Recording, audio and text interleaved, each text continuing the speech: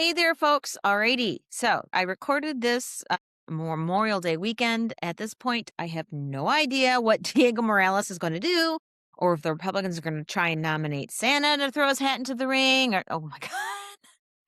God, Jesus, that is like my go-to joke for the most universally beloved person. But that for this grand old party, because I forgot about this, but in Indiana, our Republican majority floor leader posted pictures of himself kicking Santa's ass. So, yeah, I don't think Santa will help them out and run for Secretary of State. Oh my God, I cannot believe all those words actually came out of my mouth, but they are true. All right. Anyhow, I have no idea what's going to happen at the Republican convention, but honestly, that's their never mind. Mine is the Democratic convention. And really, for that, it's the race that has got so many of us at each other's throats. Blythe Potter versus Blythe for Secretary of State. My research for this series have given me a kind of a bird's eye view on this race and the forces I see shaping it. And I wanted to share those with you. If you're interested, tune on in. And if not, well, feel free to go about your day as you want, my friends. I'll never know. All righty. There are three areas that I wanted to weigh in on. And one of those is the idea of legacy candidates versus grassroots candidates. So I want to just say this out loud, okay? Yes, Blythe's family offers him significant political advantages that Blythe Potter's background does not. And that tilts things in his favor. Come on, folks. Let's all be real here. We all know it's silly to pretend otherwise. And to me personally, it feels at best unself-aware and at worst dishonest. I think we all know what happened the last time Dems pretended something wasn't what it was. Hiding! How can we persuade moderate swing voters in November that we're the party that they can trust to touch back to reality when we say things out loud like, oh, no, it doesn't matter where, what a person's family is. It doesn't help them at all. That's not important. It does, and it is. And I hear this from a lot of people whose intelligence and character I really respect. And I suspect that the public rhetoric around this race has just gotten so ugly, people feel uncomfortable being open about their reasons behind their decisions. So I'm going to say something many progressives aren't and should. Blythe is not Trump. Sure, he's had some dicey PAC money. His father's a No Labels founder. I don't love those things. But he's not talking about grabbing women by the pussy and jerking sobbing babies out of their parents' arms at the border. Most of his values, at least on paper, align with most members of the Democratic Party. And it seems clear, yes, he would do a decent job as the Secretary of State. He's not going to say try to purge thousands of voters or close the phones on election day at 2 or make us tabulate results in an Etch-a-Sketch or something. So if you, voter, believe that the by name will persuade moderate Hoosiers to vote for him over Diego Morales and that Blythe Potters won't, that is an extremely valid reason to vote for someone. I might not share this value, but I can respect it and I can understand it. No one should be shaming people for this. Where I run into issues is when folks are hand-waving around the obvious reality that, yeah, he's definitely got a political leg up with his connections. Or people who criticize others that believe that political leg up is something they want out of their politics and is a reason not to vote for him. Because that perspective is also 1,000% fair. Again, Biden. That erodes trust with the generation with which we most need to engender it. So, now let's talk about the generational gaps here, progressives versus moderates. I believe the Blythe Potter and Blythe contest has gotten so heated because the Democratic Party has badly eroded trust and connection with every generation younger than early Gen X. We are just not listening to them, guys. We're not listening to millennials. We're not listening to Gen Z. We're not listening to Gen Y. And we're not even listening to mid and late Gen Xers like me and others. And oh boy, they're not happy with it. They're pissed. They're not happy with the results of old school Dem politics. They want a seat at the table, and they want that seat right now, and they're simply not going to wait anymore. They have values, and they want those values to matter. And can you blame them? I mean, we went from a state that broke for Obama to, well, this. That did not happen overnight. And more importantly, the Dems in Indiana aren't blameless for this. We can't just say we're a ruby red state and wash our hands of responsibility for where we are. But let me say this right now. It's true. Change doesn't happen overnight.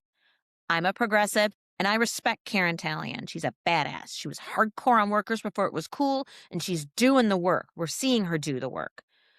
But we got here for a reason, and we need to acknowledge that as a party because, and this is important, folks, the next generation of Dems, they're here.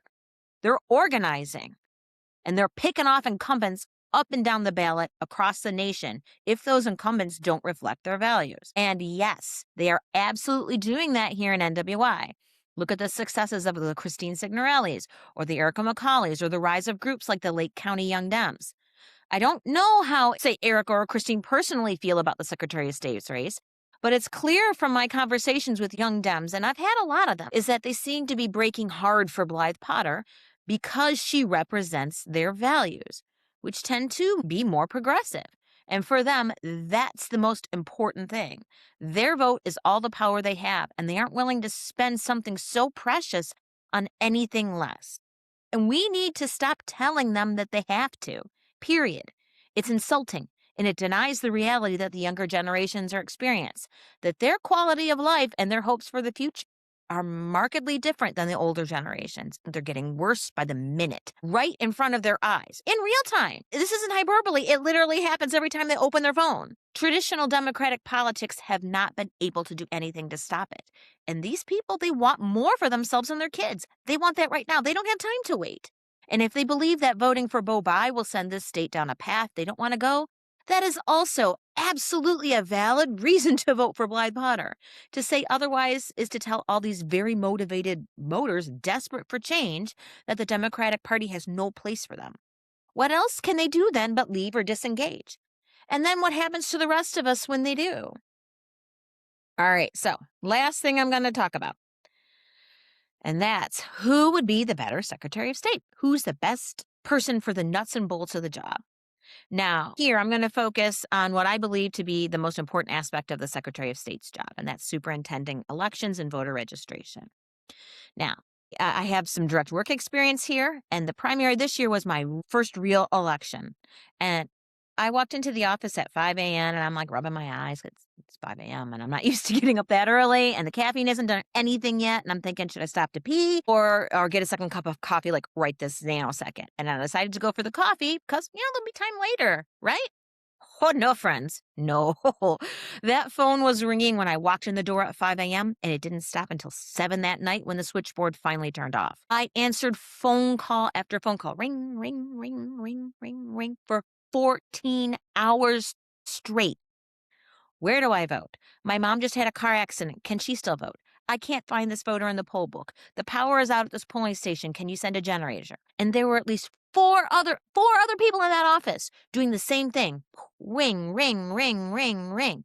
And then, at the end of the night, the poll workers are here. They need to get their equipment in, and they're exhausted. I'm the last person standing between them and putting a 12-hour day behind them, and I'm asking them to sign a legal document in 4 places. And then we had to finalize the votes and verify the signatures on all the absentee ballots and replace that ballot counter who called in sick to make sure we had bipartisan teams. And. It's endless. It was an absolute masterclass in election administration. And the top line lesson I learned was that Blythe Potter hits it nail smack on the head when she says it's a customer service job. It really is. That was my job and everybody's all day, to serve our voters and our candidates and our poll workers. And I'm proud to say I did it with a smile. Even when I was so exhausted, I just wanted to suck my thumb. So did everyone else in that office, Democrat and Republican. So in retail and sales, there's a term called friction. Friction is anything that makes it more difficult for a customer to complete a purchase or do anything that they're trying to do. Click a link, submit a form, anything. And that's very, very bad in retail. You never want friction. Every company has multiple people focused on finding and eliminating it, unless you were a crazy company that wanted to deliberately stop your customer from doing something. But who would ever want to stop someone from doing something that they should be helping them do, like buying something, getting a book online, voting? When people say all those voter integrity safeguards are killing democracy by 1,000 cuts, they're right, because I see it every day at work. That's friction. Requiring dates on ballot signatures when the election date is printed on the envelope. Friction. Stopping kids from voting with their student IDs. Friction. All these small actions stop voters from voting at the moment they're trying to do it.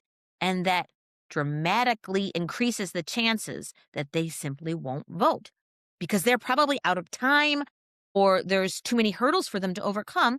They can't get to work. They've got childcare fell through. There's a million reasons why we need to make it as simple as possible for people to vote when they need to vote.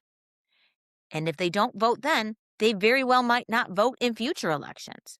The people that make these laws that are about integrity and safeguards of votes either know that this friction is having the result of suppressing voter turnout, and they're doing it deliberately, or they know this and they decide the friction is just worth it if they can stay in power. I would love to see someone in the office take a customer service orientation to the role because that means they would, by necessity, be focusing on eliminating unnecessary friction, standing between legal voters and casting their vote.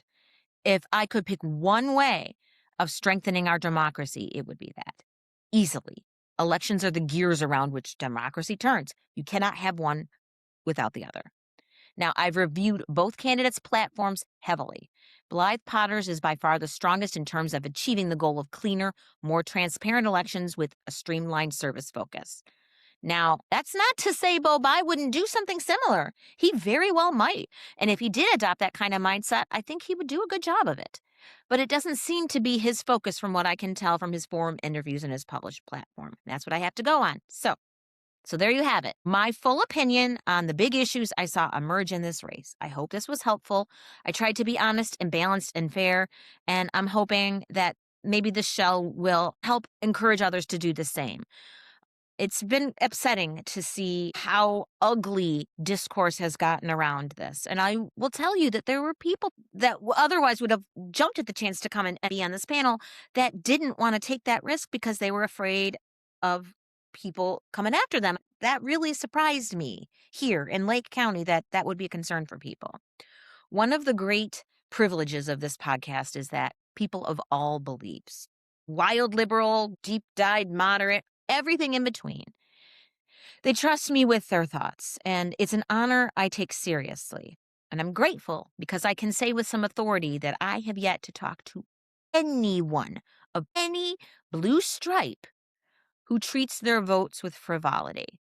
Every single person I have spoken to is very passionate about their vote. They have researched it, they're paying attention, and everyone knows what's on the line here. Nobody thinks that this is a vote to throw away. Everyone is approaching their choices now with focus and urgency. They just differ on what they think is important, and that's okay. We're a big tent for a reason. Make room. Make room for each other's views.